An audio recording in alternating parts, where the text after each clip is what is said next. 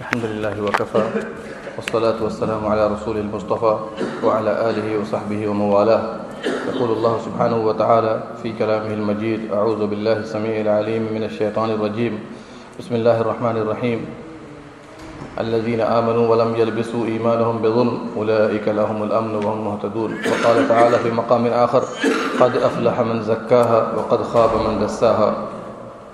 میرے بھائیو، نہایت مختصر سی مجلس میں آپ کے سامنے اس مہینے کا ایک اہم موضوع جو ماہ صفر ہے، اسلامی سال کا دوسرا مہینہ ہے، اس کے متعلق تھوڑی سی گفتگو کر دوں تاکہ ہر مسلمان اپنے اپنے ایمان کا جائزہ لے.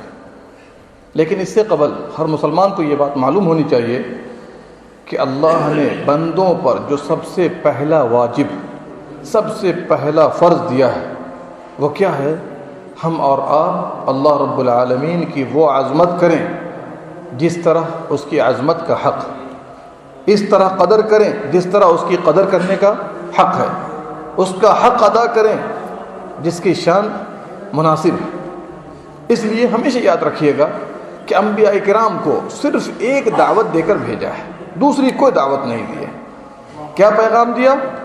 ایک پیغام دیا: لقد من اللہ علی المؤمنین اذ بعث فیہم رسولا من انفسہم یتلو علیہم آیاتہ ویزکیہم. جتنے بھی انبیاء آئے اور اخیر میں ہمارے اور آپ کے نبی احمد مجتبیٰ محمد مصطفیٰ صلی اللہ علیہ وسلم تشریف لائے، 4 ڈیوٹی تھی ان کی. ان میں سے ایک کیا تھا؟ ویزکیہم، لوگوں کے دلوں کو کلین کریں، واش کریں، بالکل صاف کر دیں. جتنے بھی وائرس ہو سکتے تھے دل میں جو اللہ سے دور کر دیتے، رسول اکرم صلی اللہ علیہ وسلم کی رسالت سے دور کر دیتے، تمام کے لیے اینٹی وائرس دیا ہے. کیا دیا ہے؟ اینٹی وائرس دیا ہے، صرف اس بات کو بتانے کے لیے کہ اس دل کا خالق وہی ہے، مالک وہی ہے، لہذا دل کو اسی کی طرف لگنا چاہیے، کسی اور کی طرف. ایسی گندگی نہ ہو اس کے اندر جو اس دل کو خراب کر کے رکھ دے. اور اسی لیے میں نے اسی مناسبت سے آپ کے سامنے وہ آیت پڑھی: قد افلح من زکاہا. سورہ شمس کس کو نہیں یاد ہے؟ والشمس وضحاہا والقمر اذا تلاہا. 11 قسمیں اٹھا کر، تفصیل کا موقع نہیں ہے، 11 قسمیں اٹھا کر کے اللہ سبحانہ و تعالیٰ صرف ایک بات بیان کرنا چاہ رہا ہے. کیا؟ قد افلح من زکاہا. کون کامیاب ہوا؟ زیادہ پیسہ کمانے والے، اچھے سے اچھا گھر بنانے والے، بڑی سے بڑی تجارت کرنے والے؟ خبردار. من زکاہا، جس نے اپنے نفس کو، اپنے دل کو واش کر لیا، کلین کر لیا. کس چیز سے؟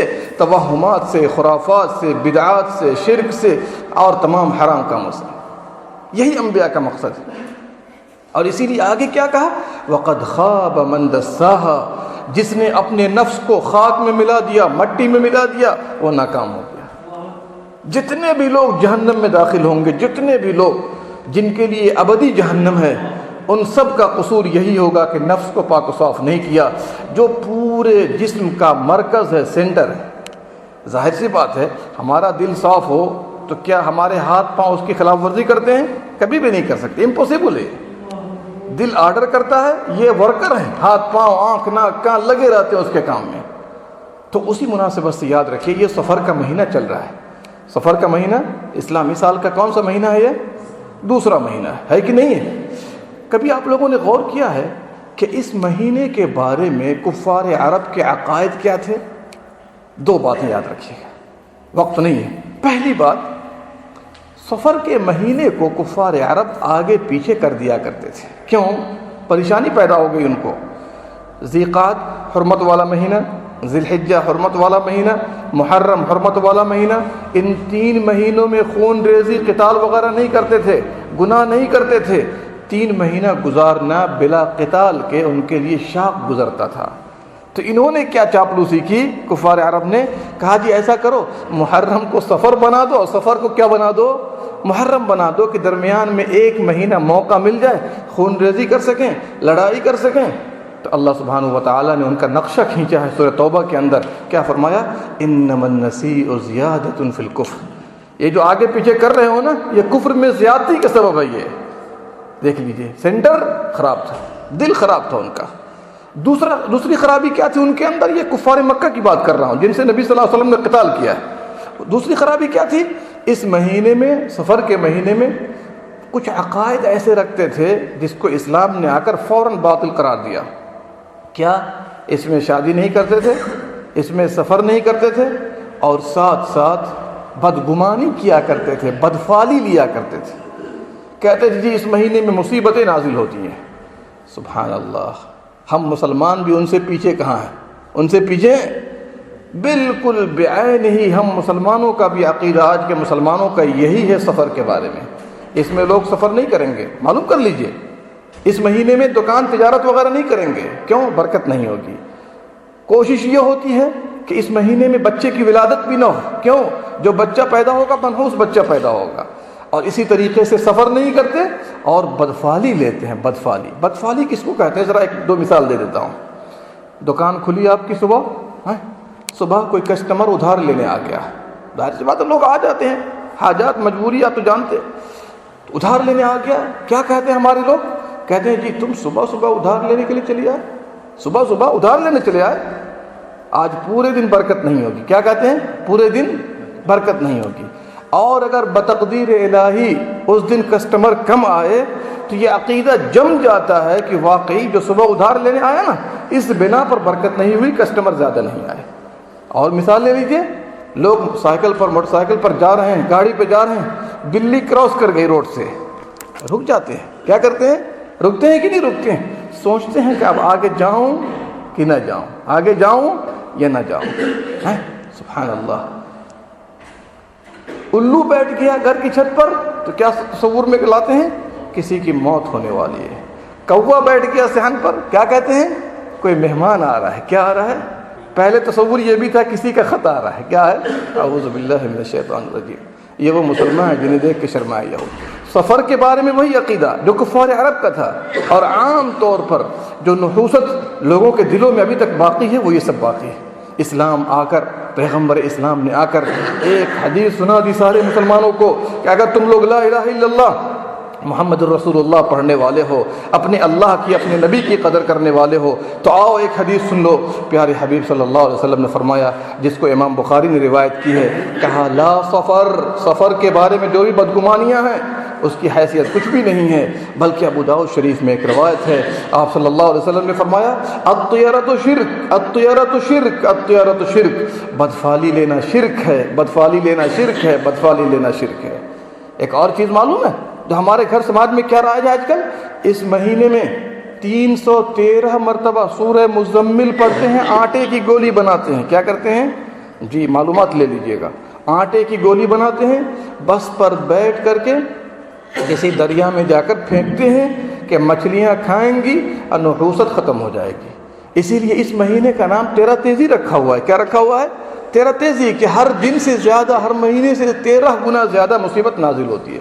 میرے بھائیوں، کسی دن میں نحوست نہیں ہے، کسی مہینے میں نحوست نہیں ہے، نحوست ہماری اور آپ کی بے ایمانی اور بدعملی کے اندر ہے۔ سچ کہا باری تعالیٰ نے، وَمَا أَصَابَكُم مِّن مُّصِيبَةٍ فَبِمَا كَسَبَتْ أَيْدِيكُمْ وَيَعْفُو عَن كَثِيرٍ۔ جو بھی مصیبت پہنچتی ہے تمہاری بدعملی کے سبب ہے، جبکہ اللہ بہت سے گناہوں کو تو معاف کر دیتا ہے، بہت سے گناہوں کو معاف کر دیتا ہے۔ اللہ اکبر۔ اگر آدمی ان عقیدوں کو سمجھ لے، دوسرے بعض مسلمان کیسے پیدا ہوئے جنہوں نے یہ کہنا شروع کر دیا کہ اس مہینے کی آخری بدھ کو نبی صلی اللہ علیہ وسلم صحت یاب ہوئے تھے، صحت یاب، تو اس لیے وہ جشن منانے کے لیے نکلتے ہیں۔ نہیں، تاریخ اس کے برعکس ہے، بیمار پڑ گئے تھے اور نبی صلی اللہ علیہ وسلم کی وفات بھی ہوئی ہے اسی میں، لہٰذا یاد رکھیے گا ربیع الاول میں وفات ہوئی ہے، لیکن بیمار پڑے تھے سفر کے آخری ہفتے میں، لہٰذا آپ صلی اللہ علیہ وسلم کے بیمار پڑنے پر خوشی نہ منائی جائے، خوشی نہ منائی جائے۔ آئیے آپ کو ایک حدیث سنا دیتا ہوں جو ایسی گندگیوں کو اپنے دل سے نکالتے ہیں، اپنے گھر والوں کو بچاتے ہیں۔ پیارے نبی صلی اللہ علیہ وسلم نے ایسے لوگوں کو کیا خوشخبری سنائی ہے، جس کو امام احمد نے اپنی مسند کے اندر روایت کیا۔ پیارے حبیب صلی اللہ علیہ وسلم نے فرمایا، اس امت کے 70,000 افراد بغیر حساب و کتاب کے جنت میں داخل ہوں گے۔ اس امت کے، اللہ ہم سب کو ان میں سے بنائے، اس امت کے 70,000 افراد بغیر حساب و کتاب کے جائیں گے، اور جاؤ جی جنت کے اندر، کوئی پوچھ گچھ نہیں، کوئی حساب و کتاب نہیں۔ اللہ اکبر۔ ایک روایت میں ہے ہر 1000 میں 70,000 ہوں گے، ہر 1000 میں، پہلے تو آپ نے فرمایا 70,000، لیکن پھر فرمایا ہر 1000 میں 70,000 ہوں گے۔ صحابہ خوش ہو گئے۔ آپ صلی اللہ علیہ وسلم نے فرمایا، یہ کون لوگ ہوں گے جانتے ہو؟ جن کی کچھ صفات ہیں، جن کی کچھ صفات ہیں۔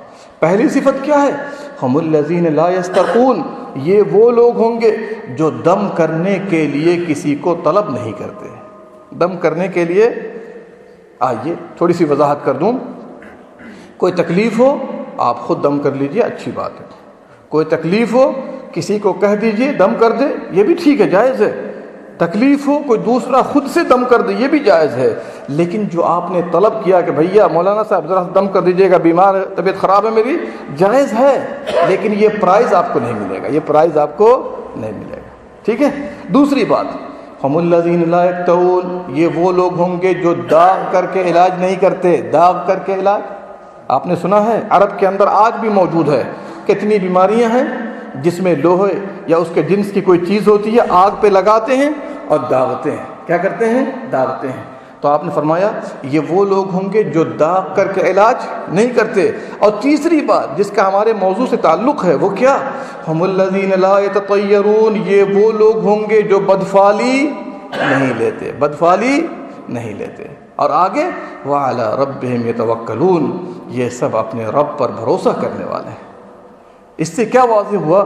ہر طرح کے توہمات، ہر طرح کی مشکلات، ہر طرح کی بدفعلیاں، بدگمانیاں، بدشگونیاں جو ہمارے دلوں میں بیٹھی ہوئی ہیں، جڑ سے نکال کر کے پھینکیے، دل کو واش کیجئے۔ کس چیز سے؟ اللہ اس کے رسول صلی اللہ علیہ وسلم کی نصیحت سے۔ پھر انشاءاللہ اللہ ہمیں اور آپ کو ان لوگوں میں سے بنا دے گا جو بلا حساب و کتاب کے انشاءاللہ کہاں جانے والے ہیں؟ جنت میں جانے والے ہیں۔ رب پر بھروسہ کرنے والوں کی صفت کیا ہے؟ ہر حال میں اس کو یاد کرتے ہیں، ہر حال میں اس سے مدد مانگتے ہیں، حاجت روائی ہو، مشکل کشائی ہو، اسی کو پکارتے ہیں، اسی کے لیے نماز پڑھتے ہیں، اسی کے لیے سجدہ کرتے ہیں۔ یہ رب پر بھروسہ کرنے والوں کی صفت ہے۔ جن کا بھروسہ رب سے ہٹتا ہے، دنیا کی کوئی چیز پناہ نہیں دیتی، وہ در در کے ٹھوکریں کھاتا رہتا ہے۔ اور اسی بات کو ہم نے سورہ فاتحہ میں ابھی کہا تھا، نماز میں اللہ کے سامنے کیا کہا تھا؟ ایاک نعبد و ایاک نستعین، اے اللہ ہم تیری ہی عبادت کرتے ہیں اور تجھ ہی سے مدد مانگتے ہیں۔ فیصلہ کر لیجئے، ایگریمنٹ پہ سائن کچھ اور ہو اور عمل کچھ اور ہو، ایسا نہیں ہونا چاہیے۔ اللہ سبحانہ و تعالی ہم تمام لوگوں کو کہنے سننے سے زیادہ عمل کرنے کی توفیق دے، ہمارے گناہوں کو معاف فرما دے، ہمارے دلوں کو واش کر دے۔ جتنے وائرس ہمارے دلوں میں پائے جا رہے ہیں، باری تعالیٰ ہمیں توفیق دے کہ وہ علم حاصل کریں، وہ عمل لائیں، وہ مضبوطی لائیں ایمان کے اندر، کہ اپنے دلوں کو واش کر کے جو دل کا مالک ہے اس مالک کے ساتھ دل کو لگا دیں، تاکہ اللہ سبحانہ و تعالی ہمیں کامیاب فرما دے، دنیا میں بھی اور آخرت میں بھی۔ اللہ ہم سب کو کہنے سننے سے زیادہ عمل کرنے کی توفیق دے، آمین یا رب العالمین۔ اللہم صلی علی نبینا محمد وعلی آلہ وصحبہ اجمعین۔